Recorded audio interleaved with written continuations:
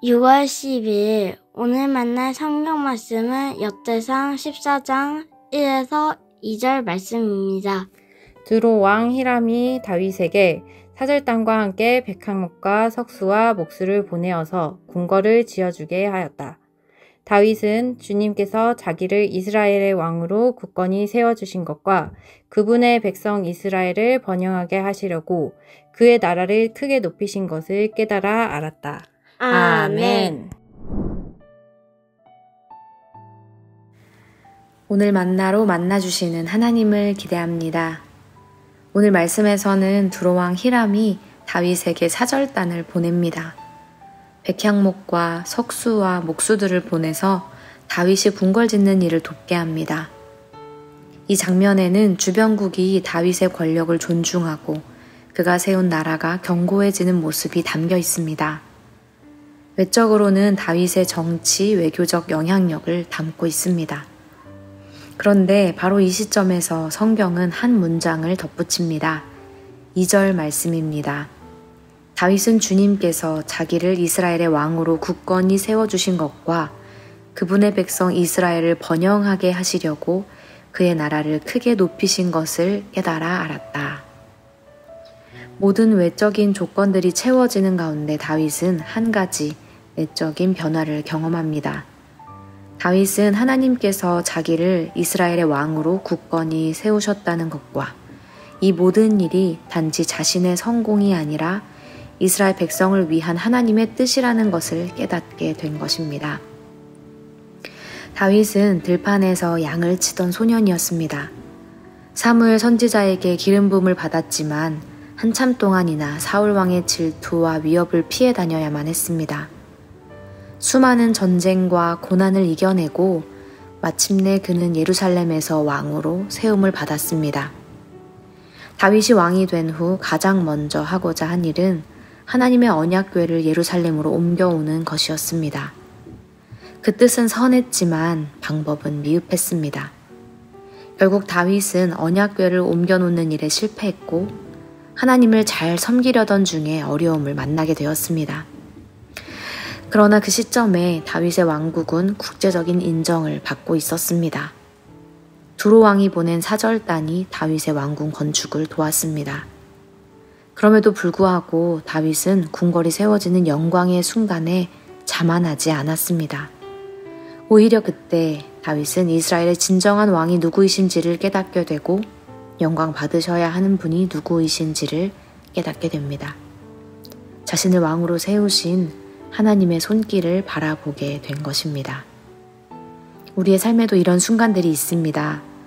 어떤 일이 잘 풀릴 때, 누군가 우리를 인정해 줄 때, 외적인 조건이 만족스러울 때, 반대로 내 뜻대로 잘 이루어지지 않을 때, 실패할 때, 선한 뜻으로 한 일이 좌절될 때, 우리는 눈앞에 놓인 일의 성공과 실패에 집중하곤 하지만 하나님은 성공과 실패라는 결과보다 우리가 하나님의 뜻, 하나님의 손길을 깨닫기를 원하십니다. 하나님은 실패를 통해 더 깊은 깨달음으로 나아가게 하시고 성공을 통해 하나님의 주권을 고백하게 하시는 분이십니다. 다윗이 이스라엘의 왕으로 인정받게 된 것은 견고한 궁궐을 세웠을 때가 아니라 하나님의 손길을 깨달아 알았을 때였습니다.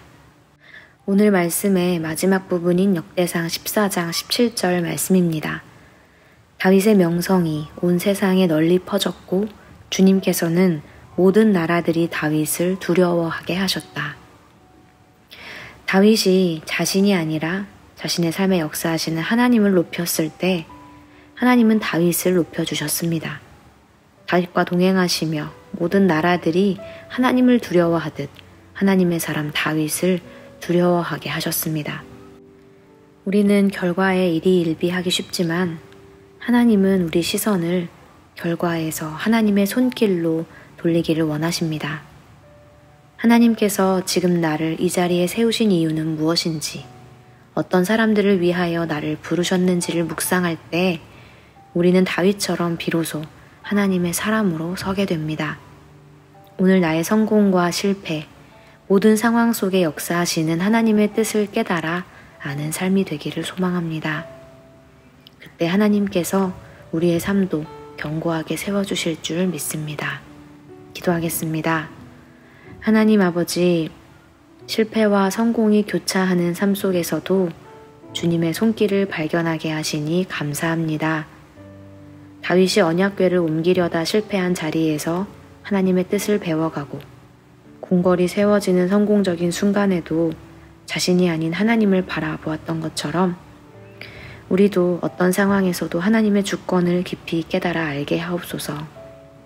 오늘 하루 우리의 걸음 속에 주님의 뜻이 이루어지게 하시고 그 뜻 안에 머무는 지혜와 겸손을 더하여 주옵소서.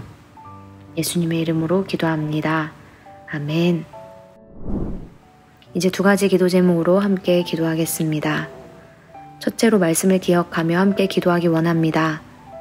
우리의 시선이 하나님의 손길로 향하게 하옵소서. 다윗처럼 나를 오늘 이 자리로 부르신 하나님의 뜻을 깨달아 알게 하옵소서. 둘째로 환경 선교를 위해 기도하기 원합니다. 오늘 말씀에 비추어 창조 세계를 향한 하나님의 사랑과 우리를 형제기로 부르신 하나님의 손길을 깨달아 알게 하옵소서.